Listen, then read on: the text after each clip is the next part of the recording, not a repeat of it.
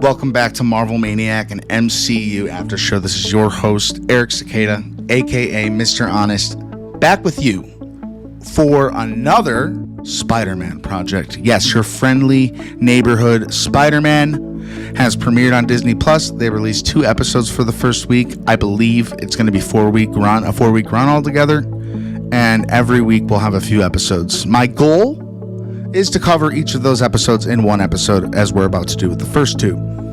Ideally, that will work, unless there's the day with 3 episodes, and I just want to make sure the quality is better than the quantity and all that, because we're covering a lot. And this is honestly a different kind of story than I expected.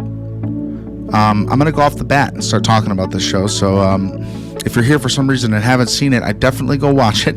Your Friendly Neighborhood Spider-Man, Episode 1 will start with Amazing Fantasy. Now, I want to say off the bat, I had a suspicion / a feeling that this is kind of like a Bad Guy of the Week type episode, something that wouldn't follow like a linear path storyline.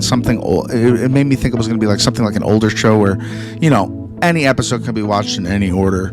The Friendly Neighborhood Spider-Man show actually does the opposite of that. It's following a linear path. Debatably, there is a villain of the week so far. However, they're woven into Peter's story instead of Peter being driven by fighting these bad guys the whole episode. He kind of gets thrown into situations a little bit more here. These first 2 episodes had a gold mine of cameos and honestly, a lot of originality. Even though we've seen so many Spider-Man stories, they knew they had to do this one right. Personally, before I even go down my notes, I think I'm going to tell you this as an audience, on the inside of a working podcast, or a guy like me with a chaotic brain and a scattered mind. I will write 4 pages of notes on something, and I will give you 15 minutes out of that. And that, I personally believe, is because taking the notes helps ingrain what happened in your brain, and it kind of lets you resonate a little bit more with what happened. And since this is 2 episodes, that's kind of why I took a ton of notes, specifically because there's a lot of great moments in this show. And the animation's great. It's kind of it reminds me of What If when it came out. I underestimated What If, and that first season was so good, especially that first episode with Captain Carter. This gives me that vibe a little bit. It's okay. Let's look at I'm going to look at it another way, because a long time ago, whenever they announced this thing, I could have sworn, don't quote me on this, but this was going to be an actual prequel to Tom Holland's Spider-Man in the MCU. This was supposed to be an actual prequel. Somewhere along the line that changed, but there are still some elements of the original plan, I believe. Like Aunt May looks a lot like Marissa Tomei. I don't think the race swap, which doesn't bother me in any form or way. I think it makes the story more unique. Diversity is great. I mean, are they pushing it a little bit? Yeah. Is that a bad thing? No, because we never got a Spider-Man like that, and it makes the story way more intriguing to me. I don't care about color. I care about personality. I care about what this character is going to bring to the story. So if Norman Osborn is black, it doesn't make a difference to me, except that he's going to be an insanely good villain. And if he's not, I won't like him for that reason, not because he's African American. I mean, not trying to spill too much woke agenda on you here, but that's just as common. That's just how you commonly treat your fellow man, right? Although I do understand how that happens in Hollywood sometimes, and the studios think it goes beyond that, and they don't mean to be a little racist, but I don't know, stick with Captain America, stick with Anthony Mackie, until we get to see this movie. That's what it reminds me of, I love Anthony Mackie, and all this hate on Captain America makes me upset. He said one thing, and the media jumped on him, and I totally got what he was saying. He was saying Spider-Man. Sorry, we'll get back to Spider-Man. He was saying, Captain America isn't just about being from America, and that really got people mad. And I'll address that just real quick and saying, I don't think he meant I'm not patriotic, I'm not American. It's just he was thrown into the Captain America role. He is a representation of America, but he's so much more. And the way he got to who he is, the way people treat him is he's more of a symbol of hope, and not just America. Around the world, he's a symbol of hope. So that's what he meant. And of course he's all about America because his name is Captain America. Remember the line, "I'll do my best." How sincere that was in Endgame. This is what you get sometimes with my shows, guys. You'll get little dips into other episodes and things going on in the MCU. I figure you're okay with that. If you're a fan of the MCU, if you're not, I dearly apologize. I recommend watching some more stuff. There's a gold mine of things if you haven't watched much of the MCU. And if you're here and you're just here for this show, man, God bless you. And ladies, God bless you too. I'm going to stop saying God bless you. Did anyone sneeze? So let's get into episode 1 of your friendly neighborhood Spider-Man titled Amazing Fantasy. And this episode definitely starts to a good beat. You know, we're in Queens. The animation style is the first thing that stood out to me. It was not... I'm sorry, but I have low expectations for animated series. And when Disney says animated, I forget that it's kind of like a little somewhat 3D. It's kind of like got Spider-Verse vibes a little bit. But they don't take it exactly from the Spider-Verse in this one. It's definitely its own story. They weaved off the path of making this Tom Holland Spider-Man story instead of making it a self-contained Spidey series. And pleasantly surprised about the story going forward. Certain reveals we'll talk about soon already. Like there's Spider-Man fans, and then there's people who don't watch like any superhero stuff. But if you're a Spider-Man fan, it's doing justice and exceeding your expectations, in my opinion. The end, let's just say it. Well, let's talk about it. The end of episode 2, Norman Osborn finds out that Peter Parker is Spider-Man. Episode 2. I mean, let's just say I'm not a big comic reader, although I want to, as I've discussed with my friend Ryan Airy. I'm going to call him my friend now because he is.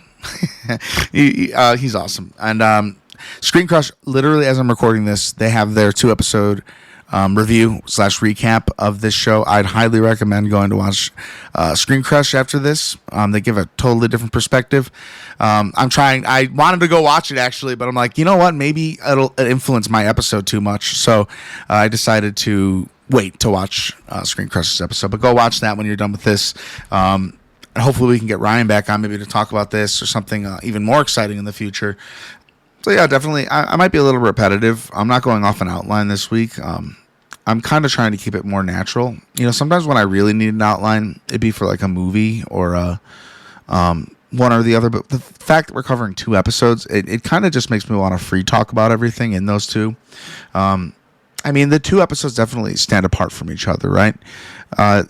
In this show, like I said, the first 5 minutes, I was just obsessed with the fact that maybe this is Tom Holland's Peter Parker, but it's not. We learn that when we see the spider suit.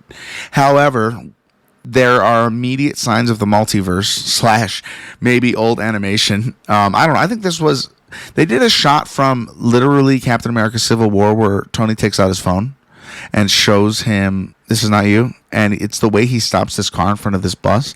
I'm almost positive that was directly, I am almost positive that was from that scene. I like that. I like that a lot. There's an Iron Man like dangly car thing at the front of Aunt May's car where she's dropping off Peter in high school.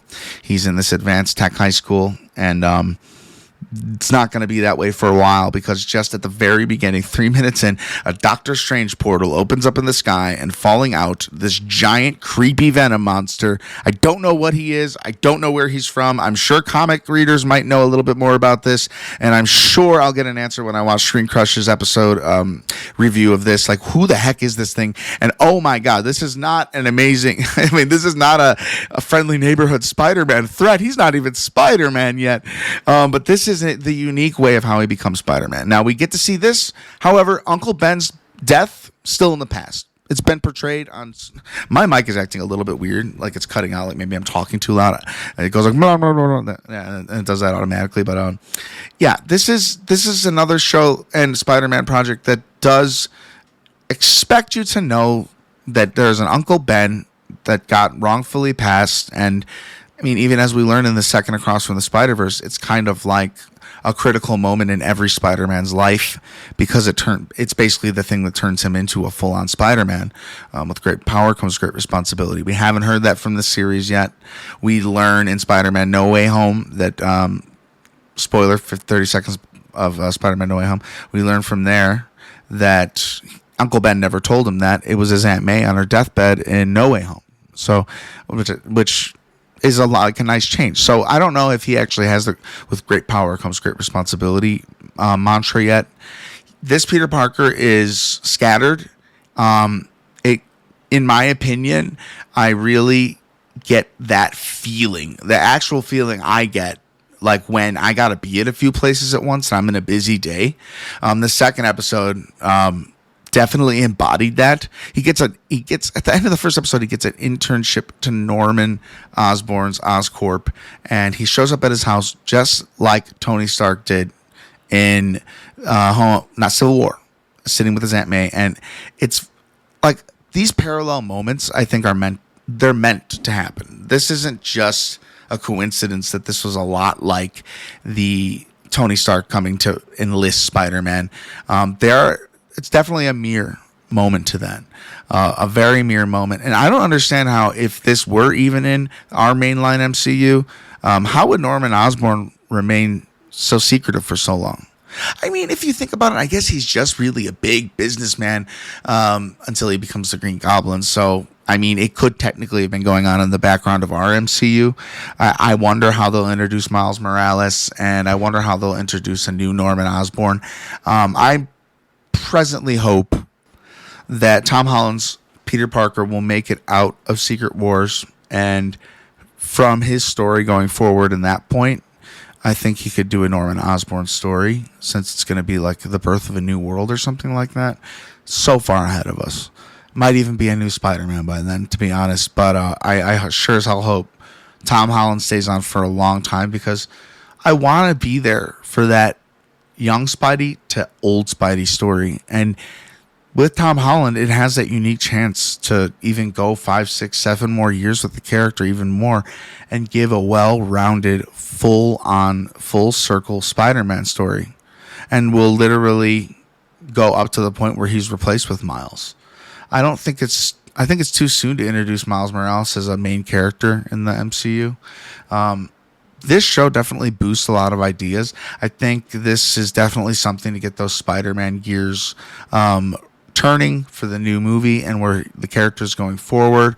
I also think that they might have something with Sony, and that they have to do something every certain amount of time, like 3 years, or we're not going to work with you anymore.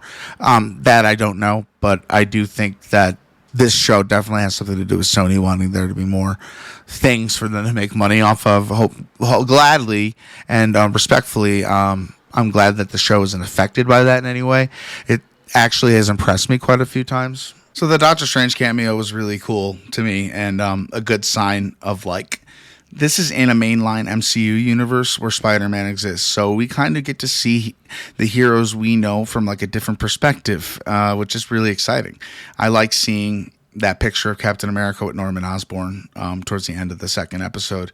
And it just goes to show this universe is thriving and in the multiverse of the MCU at the very least. Unfortunately, but in the fight with Doctor Strange and this monster, which was really well animated and gives me another good feeling about this show, along with a lot of the web slinging scenes, I love that. And I think the web slinging, it's a tiny itty bitty slow, but not really. I don't know. I think it looks good. I think it looks good for a TV show.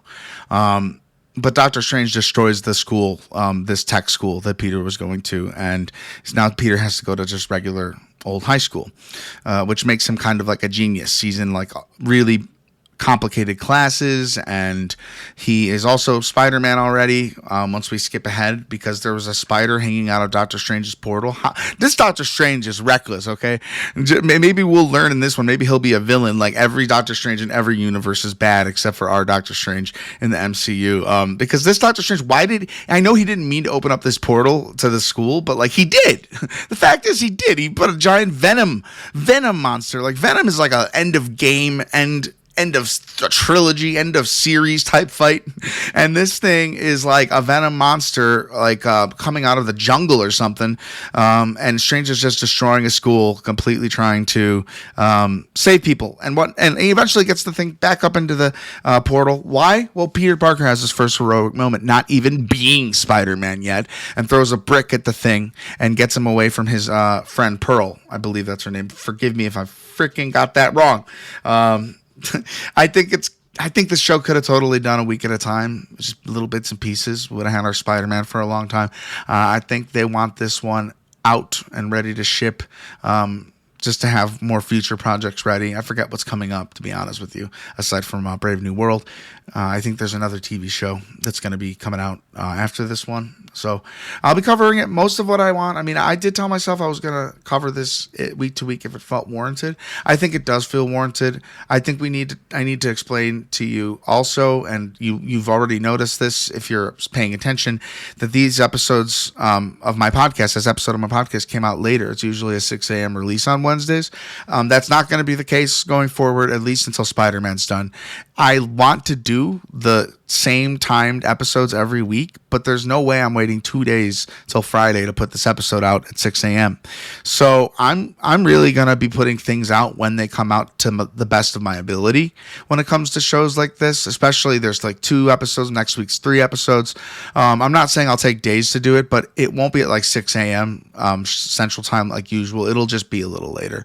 Like I'm looking at the clock right now. I got up early enough. I'll probably have this posted by like 11 my time.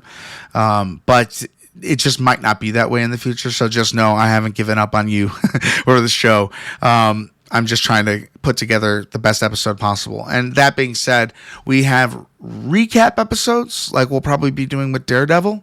And we have reaction episodes like what I kind of am going to do with this show. Because we've all seen the shows. I don't need to break down every moment of, Peter Parker and Aunt May dancing together in excitement, even though it's cute. And that's actually a great building of character. I'm on my first page of 4 or 5 notes, and I'm feeling like this show has a chance to make an impact, and it has a good chance to stand as maybe the best Spider-Man animated series we have because of its originality. The first thing I will even say in originality, I didn't think race, which is the big topic outside of this this podcast, is the race swapping and changing genders, and you know what, I leave all that at the door. It's all about being a good series, and I got a really good feeling that this is going to be a good series. It's just the fans. I hope some of the fans agree. I feel like What If was dragged into the ground, into the dirt, and that hurt a lot because that was one of my favorite, if not my favorite animated show in almost my adult life. I mean, like, they made some very good episodes. So I don't think any less of this show. I don't expect any less. If they're subverting our expectations on the first 2 episodes, I got a great feeling about it. So email me at MarvelManiacPod@gmail.com what you think of the show so far after the first 2 episodes. MarvelManiacPod@gmail.com. I'm very interested in hearing your takes, and if you're digging these first 2 episodes, you like the vibe, the theme song. I mean, come on. I love this. Spider-Man, and then we go into like the freaking remix version of it, and it's just getting me so pumped up to watch the show. And you know what? That's what Spider-Man's all about, that little burst of excitement. In a Discord server, I've been watching the Tobey Maguire movies with a few friends, and oh my gosh. There's so much Spider-Man, and there's never enough. And I freaking love Spidey as a character, and I like when we see brave little moves. To each multiversal Spidey has their own thing going on, and that kind of represents the multiverse in general. Like if there's another you or another, let's just say Marvel characters, another Iron Man, they're not going to be the exact same version of themselves. We all make choices in the moment. And those choices make us who we are or who we are to become. That was from me, and it's a bunch of regurgitated stuff that I've heard already, and I'm just saying back to you in my own way. I do think the story is moving kind of fast, like almost like a movie in a sense, where I don't know how much more we're going to get of this after this season. It just seems very cinematic in a sense of the storytelling, and I don't know, like, how long is he going to be a friendly neighborhood Spider-Man? Spider-Man always ends up like fighting bigger guys. Maybe this will just turn into a whole other multiversal show to show off the Spider-Man villains, get reactions to what people want in a Spider-Man villain, and help the movies make themselves better. I was going to say Peter Parker was giving off young Captain America vibes by jumping in and trying to save the day during that Doctor Strange fight. And that just so happens to be how he got bit by that spider. We don't know where that spider came from. All we do know is it doesn't give... no spider, but the Tobey Maguire spider has the ability to give you natural webs. And this Spider-Man actually has like a nitrous tank on his back that I think he uses for the webs. Something... Okay, it gives me the impression that he is an amateur. He is brand new to this. It's a few months after the Doctor Strange thing, by the way, and he's going to a different school, you know. But like I said, he's the best in his class. That's what brings Norman Osborn to his literal place of residence at the end of that first episode, which was a really, really good opener and finishing. And it made me nervous for Peter because I thought, you know, does Norman know about Peter already? No, probably won't find that out for a while, right? Also, his friendship doesn't immediately begin with Harry Osborn. We do get to see Peter save Harry, and it's like the front title. And a thing they do in this show that I hope they continue to do is after the theme song, it'll show Your Friendly Neighborhood Spider-Man with a new frozen still image of like what's going to happen in that episode, or a classic comic book cover. Like this one was, I think, his first comic book where he's slinging through the air with someone under his arm, and that person in this version is Harry Osborn. But instead of the friendship with Harry Osborn starting so fast, again, we get new characters. It's not MJ, it's Pearl, and it's not Harry yet. It is Dylan, right? His name is Lonnie. It's not Nico. I like the name Lonnie better too. Nico is actually his friend. That's a girl's name. He has a crush on another girl, but she's dating Lonnie, and I think Nico is Peter's friend, and I think definitely his MJ in the long run of things. She's the love interest of this Spider-Man. Again, this series definitely like exceeds expectations. They might want us to be thinking that until they turn Pearl into like, you know, the female Green Goblin or something. We also got to meet Dr. Connors from the regular Spider-Man, also a woman now. Which is okay. I love when they did that with Doc Ock Spider-Verse, the first one. And I'm trying to be more uncensored, guys. I'm trying not to have to cut down too much. I want it to sound natural. So I'm naturally trying to get my ums and ahs out of the way. I'm letting you guys know this because my nickname is Mr. Honest. I'm overly honest, and I don't want that to be a negative review. I just want to be upfront with you. This show does a couple of things that makes you wonder and think about the MCU and like what if situations. Like I said, bullies were beating up Harry Osborn. He saves Harry Osborn. Like in our universe, we weren't really ready for Harry. And then in No Way Home, I mean, spoiler alert, the Green Goblin comes from Tobey Maguire's universe, and that's like the Green Goblin now. So we haven't even ever heard of an Osborn yet in the MCU. If there is, everything that all the bigger channels are saying right now about there being a big reboot after Secret Wars, they're even talking about keeping Robert Downey Jr.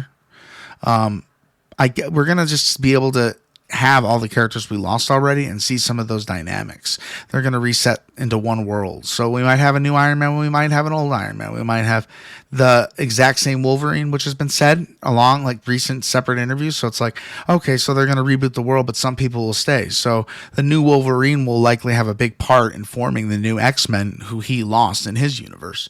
I like I said, I think this show is in existence for trying plots out, trying things out for Spider-Man, giving a little more backstory to our Spider-Man because it is similar. You can imagine some of these things might have happened to our Peter Parker.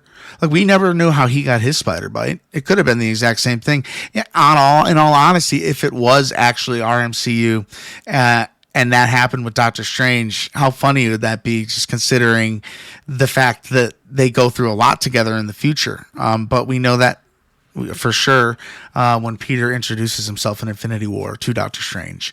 That's the first time they've met, and he doesn't know of Doctor Strange yet. We don't know. We're using our made up names. I'm Peter Parker, or I'm Spider-Man.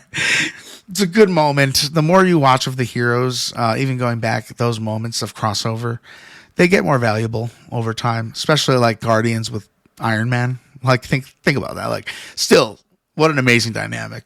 If someone was being critical with me right now, they'd be telling me you're going off topic way too much. I'm doing it in a sense of embracement today because I am in a great mood. I love this podcast. I used to make hour and a half long episodes off of little things. I am a free-form person. I'm a person who likes change, and I like diversity. I like the opposite of what a lot of people like sometimes, but I'm uniquely who I am. I'm not very organized, but I will be here to be chatting about the things.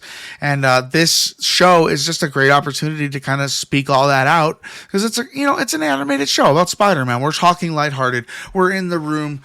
We got some drinks in our hand. We're just sitting down, enjoying the moment, chatting about our old friendly neighborhood Spidey. Pete's current crush of Pearl reminds me a lot of the situation with Liz from Homecoming. However, Pearl is with Lonnie, and Lonnie, like, again, subvert our expectations. Seems like the mean, Flash Thompson like bully actually embraces Peter and his brain and how smart he is. I definitely see him turning into a villain of some. I mean, everyone who is like embracing Peter makes me wonder if they're going to be turned down by that person.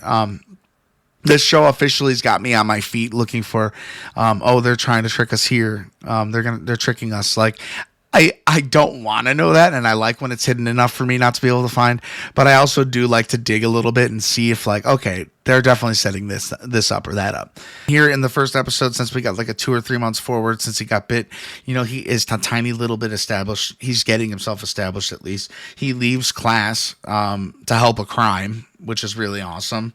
I like the dedication from our early Spider-Man here. He passes the do flip guy, and the guy who's in Shang-Chi, I swear to God, they made an animated version of that guy, and he dived out of the way or something. That's great. If they do that, if they bring people like that, like even him or Trevor from Shang-Chi and Iron Man 3, oh my gosh, I want these cameos. That's what makes it great. If it wasn't that guy, I'm sorry I stereotypes you to look like him. I don't know. I thought it was him. I don't think it's offensive because that other guy, it's totally nobody. If it's not him, it's just a random person. They don't go basing every single background character off of people, unless, I don't know, it's for the director or something. There's a good amount of action for episode 1 too. Like, you'd expect a lot of build up. The show does a great job of taking from the MCU and, I'm going to say subvert. I might as well rename this episode Subvert Your Expectations. I might not even be using the right word. However, a lot of this show takes twists and turns to surprise you and what you would think to be happening in a new Spider-Man show or any Spider-Man show, setting it apart from other Spider-Man shows. I have here written down, Nico is definitely the MJ. Like, yeah, she gives Zendaya vibes. She does. I think we are supposed to learn and care a lot more about Lonnie. He has a long walk home. It's kind of sad. And he's got something going on in this story. I don't know where his story is going, but it's interesting. We're not following Harry Osborn home back to his father, and they're not immediately going into the evil Green Goblin plot, similar to Spider-Man on PS4 and PC. Oh, Spider-Man 2 comes out on PC this week. I've been waiting forever. That series also has Norman Osborn as mayor. So he's not the Green Goblin yet, but there's definitely signs of that. So we might not get a Green Goblin this season. And if this show is definitely getting another one, or if they get greenlit for that, I wouldn't be surprised if that's what they went with. However, a show like this also wants to bring it home. So I'm thinking we might get the fight between Norman and Peter at like the end of the season. It's kind of set up for that, but it could be, this is the first episode of his whole series, so it's not a season. So it could be setting up the arc of the entire show by bringing Norman in. And especially at the end of the second episode. All right, let's just go into the second episode. The Parker luck. Let's just get right to this point. Again, Norman Osborn knows that Peter Parker's Spider-Man. Can you like think about that? Like, this is a big character. They're going to be coexisting in this world. It actually makes you wonder: is he going to still get the internship? Is Osborn going to praise him, similar to Doc Ock in Spider-Man, the video game, or Spider-Man 2. But not one villain knows. We don't know he's a villain yet, but we know from, many universes and multiverses of Spider-Man, he knows. And what's that going to lead to? That already opens the door for like a super unique storytelling experience that Spider-Man's never seen before. The dynamic could change in so many different ways. Instead of turning evil, what if Norman becomes the literal Iron Man to Spider-Man, like in the MCU? Maybe he's a good version of Norman Osborn. That right there might be the answer. And oh my God, I'm just going to fan fiction just a little bit more. Norman Osborn, father figure to Peter now, trusts and believes in Peter. Now his son Harry gets resentful and notices his dad is giving all this praise and attention to this guy. And Harry finds out about Spider-Man and becomes the Green Goblin and not his dad. We jump a generation in goblins. I don't know. Or, this green... We're so early into the series. The beginning of next week's episode has got to be like something like, "That's amazing what you do." Like I don't think he's gonna out him. I think he's gonna play him, and gain his trust because he knows how much power he can have by knowing who Spider-Man is. Very interesting. It's that's what kind of made this show a grand slam for me today. Watching it, that scene was nerve-wracking, and you were already nervous because Peter was going to get kicked out for going to help in a fire. And there was also this guy called Pyro or something like that burning this building down. He ended up doing it on the street. He didn't even mean to do it. This guy gave Peter a hell of a fight, and then that's where we get the kind of, in quotes, villain of the week. It's woven in so perfectly into the story. Like Peter left again his internship just to go fight this guy and comes back, and when he gets called up to see Norman Osborn as he's getting yelled at by his professor, you really are like, oh man, he's gonna get fired from this already. Well, I guess that's okay. Like, yeah, but Osborn immediately calls him out on it. So you're Spider-Man, and he changed in a stairwell with the camera. Young Spider-Man mistakes right there. That's an early Spider-Man mistake. I don't think older Spider-Man would have gotten caught like that. Which is why I'm a little nervous for our Peter here. He's definitely more of the nerdy Spider-Man right now. He isn't full Spidey. He's more Peter. I'd say he's a good mix. I'd say he's like a 60% Maguire, 40% Holland. I don't see any Garfield in the Spider-Man, no offense. But you got to also play your own take. This is a brand new Spider-Man. And I think he might be like the softest of the bunch, if you ask me, so far.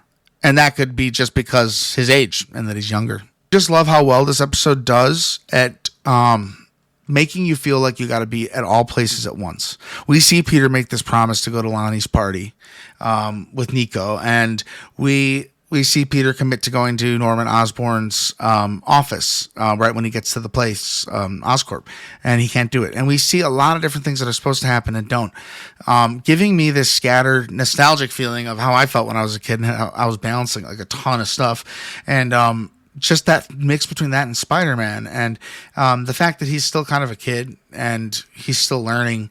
There's a sense of innocence there where we kind of want to protect this Spidey. I don't know. I'm a fan of it so far. I'm not trying to glaze it, but I genuinely had a good time watching these two episodes.